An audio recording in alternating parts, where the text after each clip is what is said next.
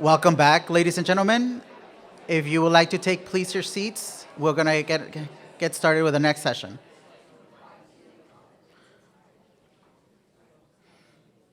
Thank you so much.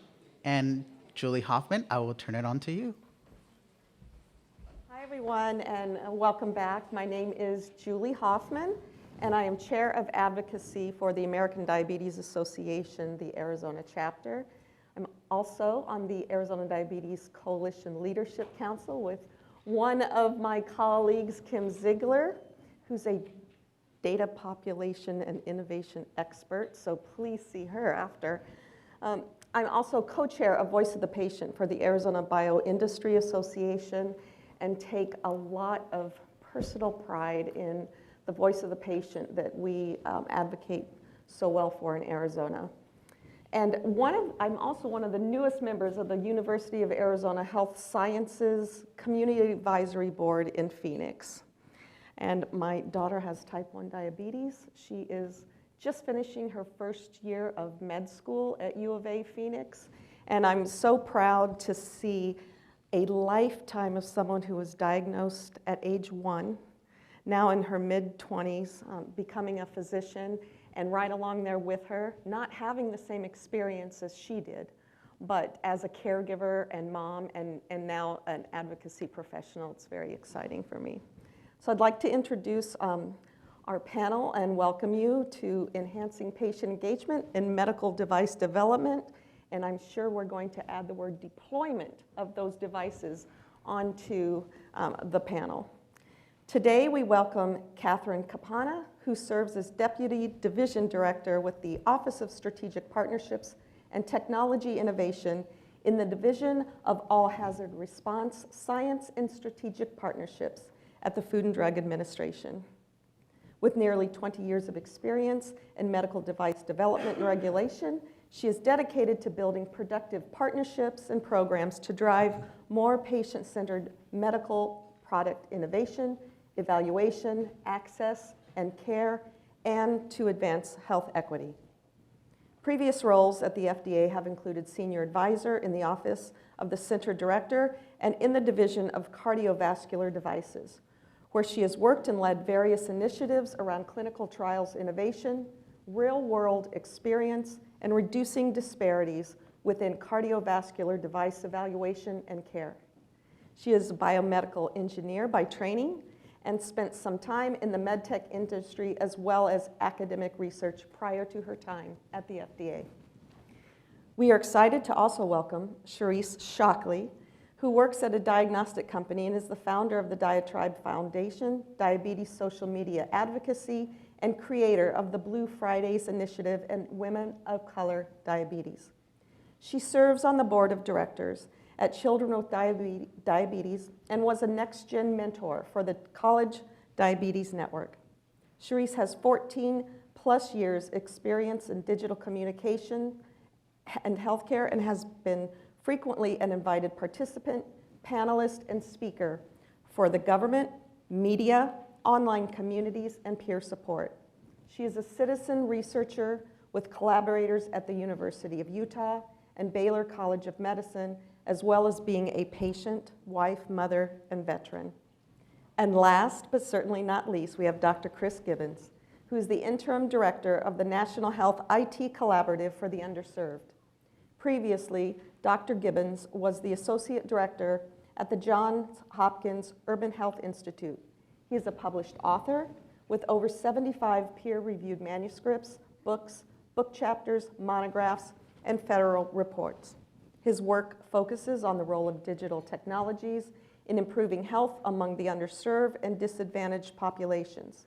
He is a frequent speaker and visionary digital health entrepreneur and innovator in the health sector. He is a startup advisor at Microsoft for Startups and a faculty member at Reach Thought Leadership.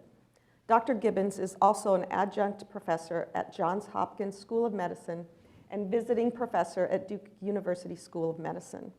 And before we get into our thoughtful conversation, we'd like to hear from Katie Capana.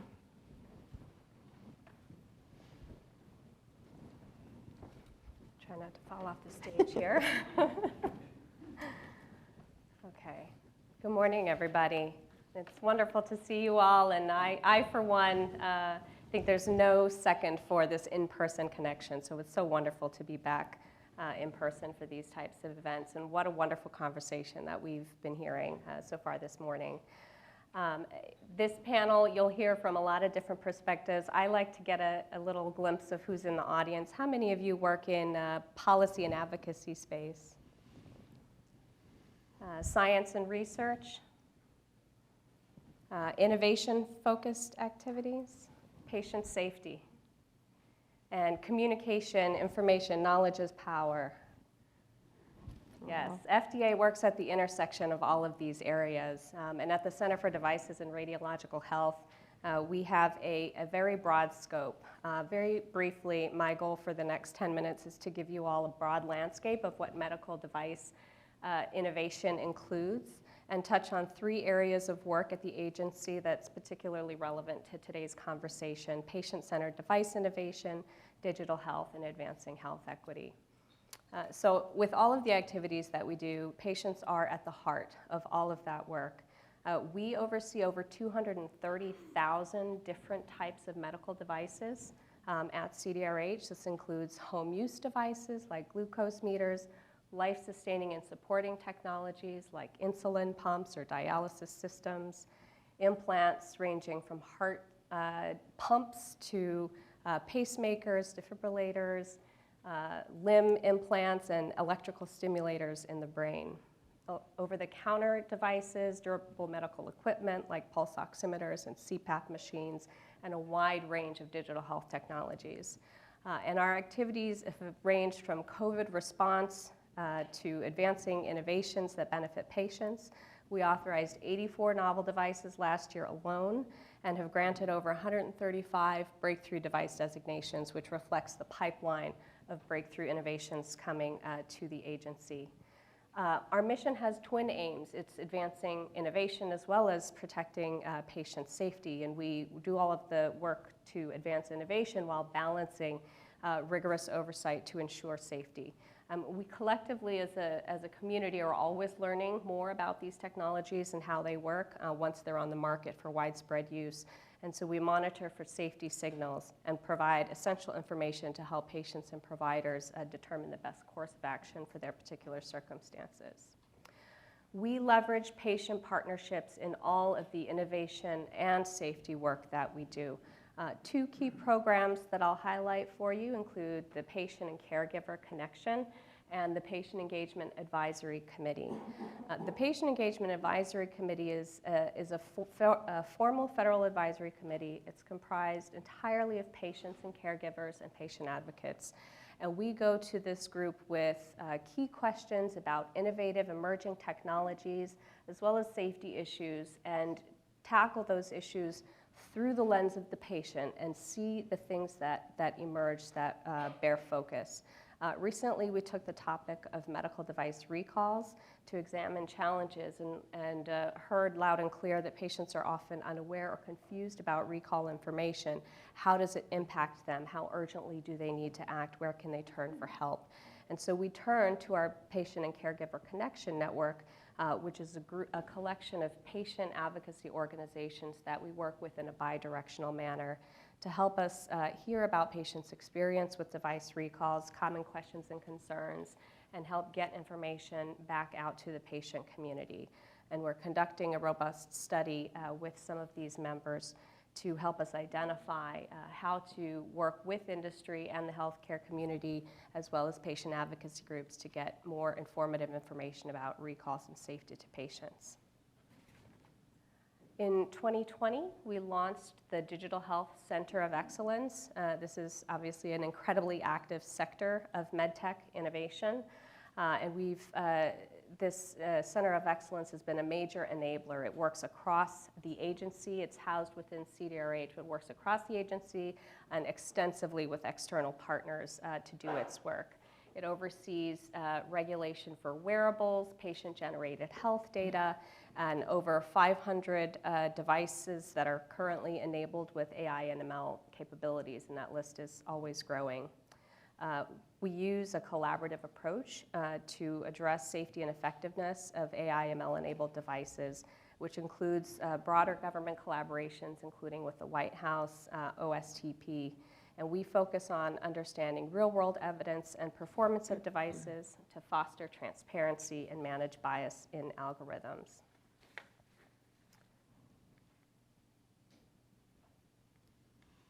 Next slide, please.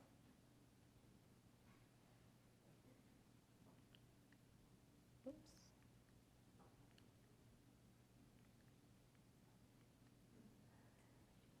No person should be left behind in healthcare, and technology can help bridge the divide while advancing better healthcare, quality of life, and wellness for all. We are focused on 4 objectives in this space: how we can empower patients to make more informed decisions about their healthcare, facilitate access for all populations, reduce barriers to participation by diverse audiences, and support innovations that address health equity by changing healthcare delivery, moving it more into the home. The next few slides will provide just some key resources on policy levers in terms of key guidances at the agency, as well as a quick glimpse of some of the scientific research that's patient-centered that we've been advancing. So CDRH includes patient perspectives as part of the decision-making framework in the guidances that lay out the way that regulatory evaluation is conducted at the agency. We also have issued 3 patient-focused device guidances, laying out ways that industry, patients, and others can collaborate to include patient engagement in clinical study conduct, patient preference information throughout the total product life cycle, and a least burdensome approach for including patient-reported outcomes in device evaluation. There are 2 draft guidances that are out right now that may be of particular interest to this audience. Digital health technologies for remote data acquisition in clinical investigations, and updates to our Breakthrough Devices program to reduce disparities in health and healthcare. These guidances aim to clarify how these tools can be used in clinical investigations and how healthcare disparities are of eligibility and impact to the Breakthrough Devices program. We've conducted patient preference studies across a wide range of clinical conditions and areas to help advance innovation by helping to articulate and elicit patient perspectives and preferences in different conditions where device innovation can advance patient health and well-being. And we've also conducted a range of studies in diverse populations in patient-reported outcome science. Patient-generated health data is an area of research interest for the agency, and working in collaboration with folks across the ecosystem. Here are listed some of the near and long-term research interest areas. And ultimately, there has been significant impact in terms of the patient preference studies that are conducted. Dozens of industry-sponsored regulatory studies have been completed or in the pipeline. In the device sector, in all of the submissions for novel technologies, we see over half of them containing patient-reported outcomes. And so we continue to look for ways to collaborate to drive patient-centered device innovation, advance digital health innovation, and health equity for all. Thank you.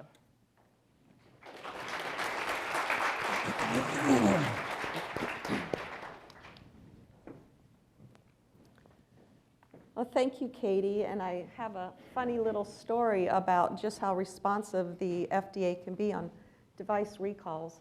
It was maybe 20 years ago, my little polar bear with type 1 had her insulin pump on, and we actually tested the waterproof selling point of the pump, and she jumped in the pool, a neighbor's pool, in February, and we quickly found out that the waterproof pump at that time was not really that waterproof, and quickly the FDA was alerted, and we went through a series of interviews with the product developer, and it really was great we were a little sad that it wasn't waterproof, but there were other things that we had to do to untether her from the pump so she could still swim all summer. But I do have to commend the FDA on the quick action it took, and with the device manufacturer to alert patients. That was a phenomenal response. And the FDA does work with patients to increase the patient-centeredness of medical product design. Can you tell us a little bit more about that patient preference information and how you work with the members in this audience to interview the patients and hear what they have to say? Absolutely. So we have been, at the agency, as you heard from the commissioner this morning, we've done quite a lot with patient advocacy organizations, patient engagement across the agency and certainly at CDRH. About 10 years ago at CDRH, we kicked off our patient preference initiative, which was really asking the question, how can we elevate this anecdotal patient information that we hear at the agency to evidence? Because our statutory framework for decision making requires us to rely on valid scientific evidence. So how can we use scientific methods to get aggregate information, to look at heterogeneity of preferences, how they differ, how patients look at benefits and risks of a given technology and alternative options. And so we did some exploratory research studies, some proof of concept. We issued guidance, which I referred to, and we began to work more closely with patient organizations and with industry to develop more case examples, whether they were included in regulatory submissions or sponsored by the FDA in an area. And so we continue to look to partner with patient organizations that might be interested in doing patient preference research studies. You've seen them come to the agency both in the device or drug or biologic space, oftentimes looking at a condition area that crosses those different technology types. But patient organizations play an essential role because they are the voice of the patient. They understand all of these perspectives and can be a key partner in bringing that information into the evidence framework for the regulatory evaluation to support advancing innovation in these areas. Thank you. So what would be a next step for people who are sitting at these tables right now looking at their neighbors saying, wow, I want to do that. I didn't know that we could do that. I believe the slides will be made available. There are a list of resources there, including some mailboxes that you can reach out to. You're also, I'd be happy to chat with folks afterwards. In particular, if there's an area where, innovation is happening, but there are opportunities for more patient-centered conversations to happen, where understanding what matters most to patients is something that a patient organization can help bring to the table. These are areas where we're actively looking for collaborators. So feel free to chat with me afterwards or reach out to one of our central mailboxes, and we'd be happy to have a follow-up conversation about that. Thank you. And speaking of collaborators, Charisse Shockley next to me is legendary in the diabetes community and is a fantastic advocate and innovator in online communities. And Charisse, I would love for you to tell the audience about how you've inspired an entire nation. And I mean that. You have inspired an entire nation and so many organizations that have done such great work for so many years. And I applaud you and I'm a big fan. So this is an honor for me. Oh, you're making me blush. Oh, wow. Thank you so much. But I want to go back a little bit. So I did not find, I am not the CEO, or I did not find the Diatribe Foundation. So if you know Kelly Close, she is a Spitfire. That's who founded that. But everything else she said about me was definitely true. So, where do I begin, right? There is so much difference. Like your daughter, she was diagnosed with type 1 at, how old was she again? A year and a half. A year and a half. I was diagnosed with latent autoimmune diabetes in adults at the age of 24. So it was right after I got out the Army Reserve, and my husband was actually, he was stationed in Iraq when I was diagnosed, so I recognize my privilege because I have always had access to the best doctors and the technology that his service provided for me. But what I did notice, at the time when I was diagnosed, I started off on oral medication because I had a working pancreas like someone with type 2, but I had antibodies like someone with type 1. So eventually those beta cells will attack and my insulin production will decrease. So that was in 2004, and around 2007, I started noticing that my blood sugar was going crazy. Eat a salad, dressing, blood sugar just skyrocketed 300. And what I did didn't work, so I eventually went to the nurse practitioner. I was like, hey, remember I told you that my diabetes is a little different? Well, I think it's time for me to go to see an endocrinologist. So at the time, I went to the endocrinologist, and the endocrinologist said, hey, there's no way you could have LADA because that's more common in white women. And I'm like, okay, here we go again. So he drew 14 vials of blood, and lo and behold, I had LADA.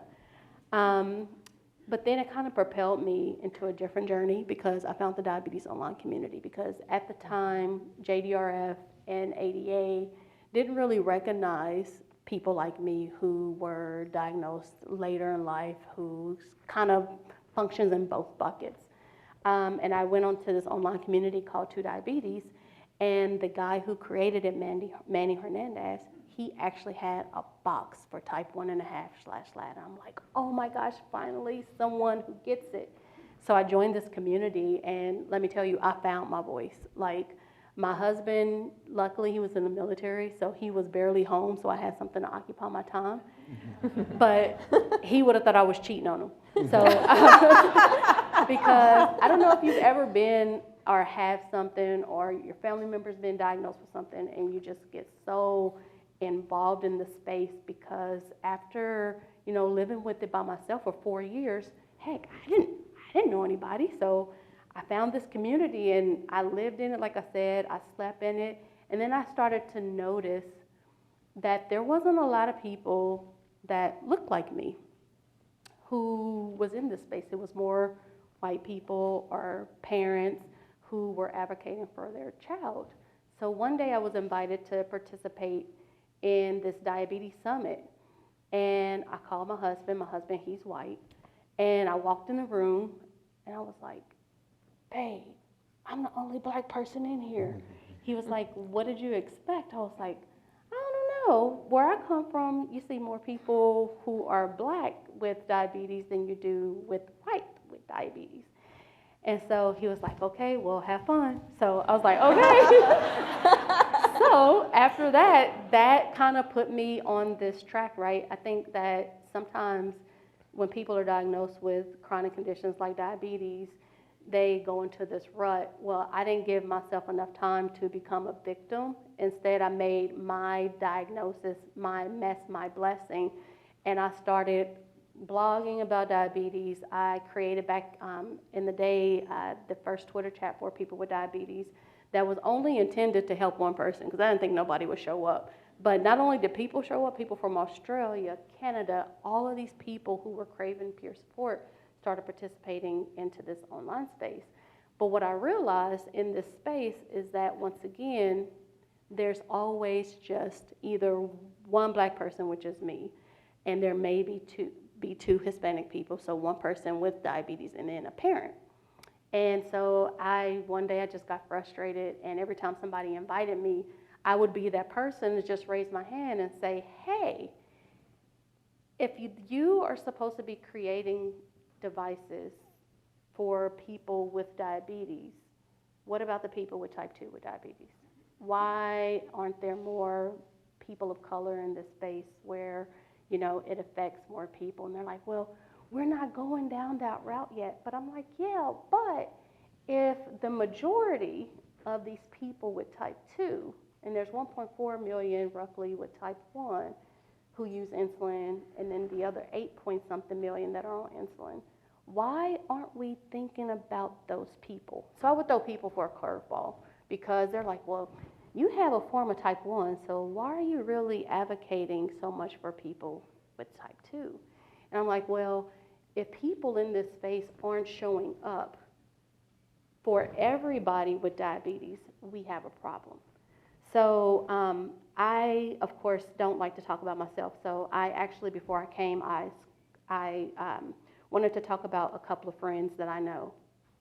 And these people are reasons why, besides the color of our skins, should have seats at tables when it comes to designing medical devices. So the first person is an extraordinary woman. She works in the Apple, she used to work at the Apple Chapel, but she's vision impaired, and she was diagnosed with diabetes at late in life. She struggled for many, many years trying to find an insulin pump that she could see, because all of the fonts, the screens, everything was the color. I mean, every week she would get on and complain, but she wasn't complaining. She was sharing, hey, this is supposed to work for me, and I can't see it. My insurance company is paying for this for me, and I can't use every feature because I can't see the menus to dial in or to find this setting for a pre-bolus, etc. The next person I want to talk about, because I cannot talk about designing when these devices are on the market. And this lady, her name is Jai. She lives down south. She has type 2 diabetes. And once a week on Twitter, she gets on every year, because she, every day, fighting with her insurers for the right to utilize an insulin pump and continuous glucose monitor that her primary care physician deemed medically necessary for her to have, but her insurance company won't pay for it. Now, I'm encouraged by the reforms that Medicare and Medicaid are implementing for people with type 2 recently to have access to continuous glucose monitors. That's a start, but we still have a long way to go. The next person real quick is Dr. Felissa DeRose, who's from Florida. She travels around the country, actually around the world, talking about diabetes. She's a black woman, and she has had a seat at every table. She's shared her experience, but she's never been asked to participate in the design of an insulin pump. She said, I was asked to comment afterwards once, but she felt like it was a check in the box because they needed to apply something, but they never took the group's recommendations or suggestions when the pump came to market. And I want to highlight something here. She's also a good friend who, she's lived down south, she's lived in Dubai, everywhere. But she's freaked out because the color of her insulin pump is black. And her main concern is, I am a black woman, and if I was in a situation with the police, and if I had to reach for my insulin pump, what could happen? Because my pump is black. They can assume that I'm reaching for a weapon, but my pump is black. Why do people only make insulin pumps in black? The next person, Dr. Michelle Lishman, she's a huge researcher in Utah, and she's now working on several projects, and one of her features was actually featured at the film festival there in Utah, and she's working to try to help the deaf community, deaf people with diabetes, find solutions to help them live well and help them find ways to connect with peers. She says she still has had many times where deaf people have to hack their diabetes technologies to make sure that they can hear or make it accessible, because either they can hear it little, very little, or they can't hear it at all. And she says, Sharice, when someone has to hack their devices, it's not working for them. So it is crucial to ask deaf people what works best for them early in the design process. Now, I know device manufacturers can't have hundreds of thousands of people involved in the design process. However, if your budget allows for 10 people, there should be a mixture of consumers you are trying to help in the room. Think about the Jennies, the Jais, the Dr. DeRose, the Dr. Lichmans, and remember to consider the needs of older populations and disabled veterans, because their requirements may differ from others. But yet, please give them a seat with equity, because just having a seat doesn't mean a thing. And remember, once the underrepresented have real equity in designing devices and are active participants in regulating these technologies, when we will indeed have technology that's fit for use for all. So bring us in early and keep us engaged until the device is ready for market. And most importantly, nothing about us without us. Thank you. Oh.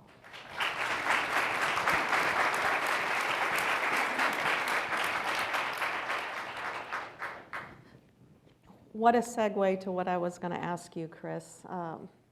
How can innovations in medical devices help to address the social determinants of health and these disparities that are so real? And living in the Western U.S., I can tell you it's not enough to publish a pamphlet in Spanish language to address all the needs of our community.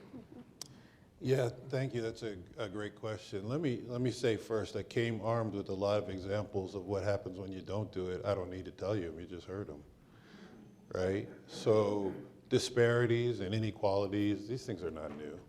In fact, they're not even only in America, in Europe, in other places, in every continent, quite frankly, around the world. These things have been noted for a long time, and a lot of people have done a lot of things to try to fix them, with all having the same result: failure. Failure. And in some countries, they've had national programs at the government level, implemented them, funded them, and for the policymakers in here, funded them well, particularly in Britain, and then came back 20 years later to measure the response of those interventions. And in Britain, they did it twice. Failure each time.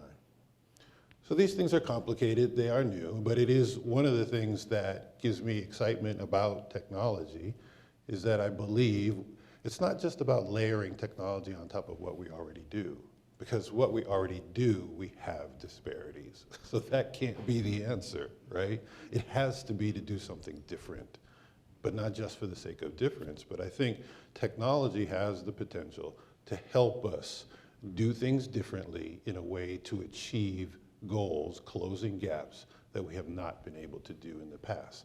However, as has been alluded to earlier, if we don't do it right, it will simply make those gaps bigger, faster. And so we have, a real impetus on us, not just to do it, but to do it right. We've heard about patient preference, but it goes far beyond preferences to real needs. And when you have people designing who are not from the community and have no credible expertise in the community, this is what you get. And so we're excited. How can these things help social determinants? This is one of the key parts that make it so important, because designing is one thing, but implementing and having patients to use it right is another thing. And I'll just throw in this. Some of you will disagree significantly with me, but I think health literacy is a non-issue increasingly going forward. Not that people don't need help, but health literacy is the beacon call for poor design. Mm-hmm. Because if you design it properly, you don't need to be taught how to use it. How many of you were taught, had to take a course or do something to use the house that you live in? It's ridiculous. But we, as the professionals, as the academics, we can teach people stuff, right? So that's why we like it so much. And then we frame our questions around the need for that. And of course, the studies will show you need it.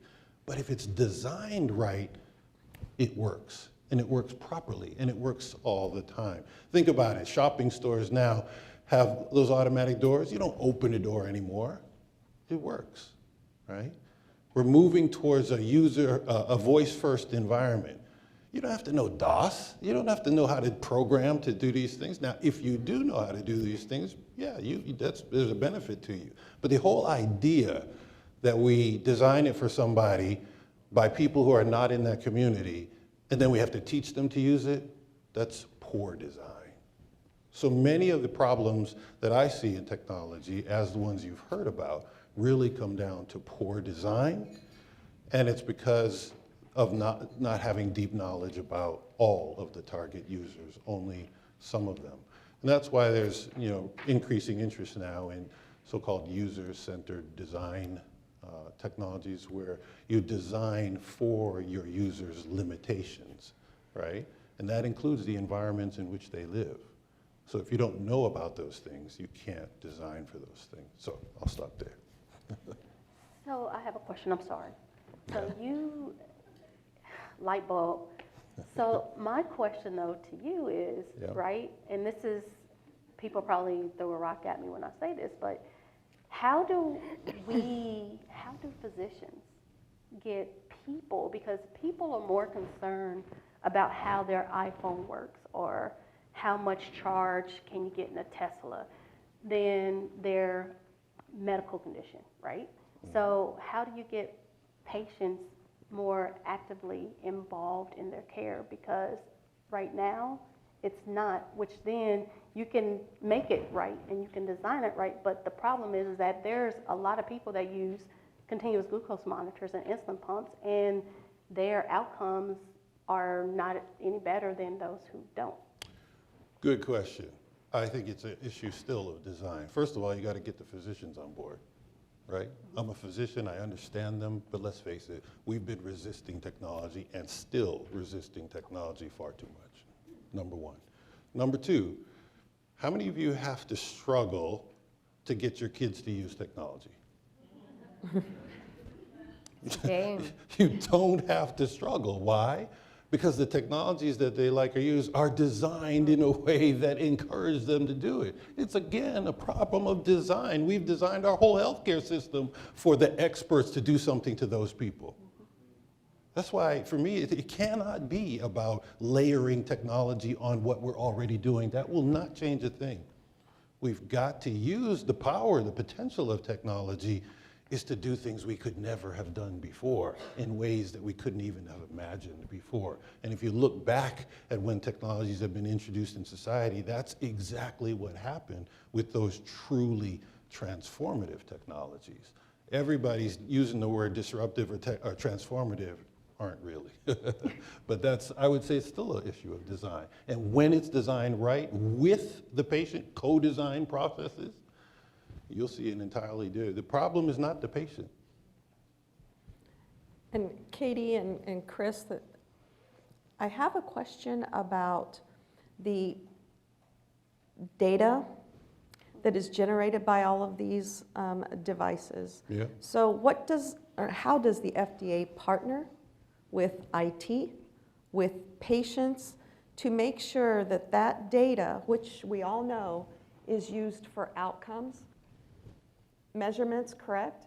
Mm-hmm. And increasingly used for reimbursement in value-based care, as those outcomes that are using the data from technology and devices, it makes patients winners and losers on the other side of the office visit, in those back offices.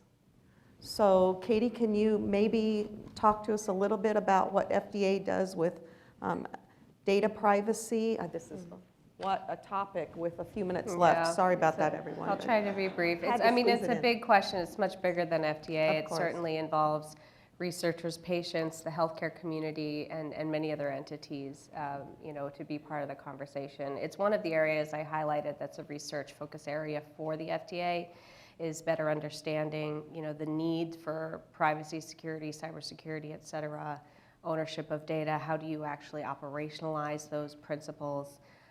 We have, from the CDRH perspective, we have taken a couple of concrete steps. We issued a guidance in 2017 around manufacturers sharing patient-specific information back to patients, articulating that we support this in principle. As we understand from specific use cases, there are certain technical challenges with that. So again, something that multiple collaborators need to come together and figure out how to address. But we also issued a letter of support signed by our center director with the Patient Safety Movement Foundation in support of these principles. I think where it gets tricky is in that how-to. When data is integrated into healthcare systems, into manufacturer-specific monitoring systems, is generated in a format that's not readable by patients because it's designed for another purpose. Actually, how do you do this is where the issues come in. Yeah, I would add, this is a prime area of a place that really needs to be redesigned. Back in 2016, I wish I could credit myself for what I'm about to tell you, but I can't. A very well-known computer scientist and researcher at Georgia Tech, Gregory Abowd, was at a medical meeting that I was attending, and he made a comment that most people just walked right over. I said, that is absolutely right. He said, in the future, this is 2016, long before a pandemic, long before telehealth was a big thing, it was all here, but he said, in the future, in the near future, most of the data that a doctor is going to use in the clinical visit to manage the patient, most of that data will come from outside of the clinical visit. And he's absolutely right. We see it now. So if we're having conversations about data and they're just talking about the EMR, or they're just talking about what blood draws in the hospital, you're not even getting 70 or 80% of all the data that's really important that you might get in your Fitbit, or your Apple Watch, or your some kind of thing. So we're not even really having the real conversation yet. We're just talking about that little bit of the data that's so-called owned or collected by the healthcare system. And if that's all we have, we're missing the bulk of it. So we have to have that conversation. And then the conversation on top of that is like, who really owns that? Do we as patients really own it? Or does someone else really own it? And I'll end with Cherie. So talking about truly the transparency, right? It's a transparency issue for patients. Nothing could be worse. We know that there have been historical injustices with misuse in trials, in data exploitation. So what does that mean to you to have solid transparency? We're going to have to do some regulation, whether people like that word or not. Yeah, for me, if I'm paying, or my insurance is paying upward to $4,000 for an insulin pump, not including the price of the device, and I have skin in the game, it's my data, I should be able to, when I go in and read the terms and conditions or whatever, I should be able to opt out at any time. I should be able to say, okay, I want my data to go to JDRF, I want it to go to ADA, I want it to go to University of Virginia. So that way I know where my data is going. Right now, I don't know where it's going. I know that it's giving me all the data that I need to make daily decisions. But as far as who owns it, I don't know. And that's scary. It's very scary. So that's, for all of us in the room, that's an entire another conversation. Yes, Probably we don't have another time. Symposium, National Health Council. But nonetheless, very important. And I appreciated what Chris said about health literacy, how we've moved beyond that. But I think now we're at a point of health math literacy that is severely lacking in many of our patient advocacy endeavors. So thank you, everyone on the panel. What a great discussion, and I apologize to the audience. We didn't get any Q&A, but I hope you found the discussion very robust and certainly inspiring for you. Lunch will now be served in the foyer. Is this? I haven't even heard it, so I'm believing that it's out there. Please talk amongst yourselves, shake some hands, make some new friends. Whip out those business cards while you're waiting in line and make cards. You don't Yeah, use right. those no business more. card, yes. Whip out that QR code Well, you and can scan each other. Thank you.